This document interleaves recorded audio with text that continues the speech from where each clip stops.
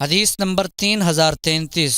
حضرت ام الحسین رضی اللہ تعالیٰ عنہ فرماتی ہیں، میں نے رسول اکرم صلی اللہ علیہ وآلہ وسلم کے ہمراہ حجۃ الوداع کیا تو میں نے آپ کو دیکھا جب آپ نے جمرہ عقبہ کو کنکریاں ماری، آپ واپس ہوئے تو آپ سواری پر تھے اور آپ کے ہمراہ حضرت بلال اور حضرت اسامہ رضی اللہ تعالیٰ عنہما بھی تھے۔ ان میں سے ایک آپ کی سواری کی مہار پکڑ کر چل رہے تھے اور دوسرے نے کپڑے سے آپ کے سر انور پر دھوپ سے سایہ کر رکھا تھا۔ اس وقت رسول اکرم صلی اللہ علیہ وآلہ وسلم نے کافی باتیں فرمائیں۔ پھر میں نے آپ صلی اللہ علیہ وآلہ وسلم سے سنا، آپ نے فرمایا، اگر تم پر ایک ناک کٹا حبشی بھی امیر بنا دیا جائے لیکن وہ اللہ تعالیٰ کی کتاب کے ساتھ تمہاری قیادت کرے تو اس کی بات سنو اور تسلیم کرو۔ راوی فرماتے ہیں، میرے خیال میں حضرت ام الحسین نے سیاہ رنگ کا ذکر کیا کہ وہ سیاہ رنگ کا ہو۔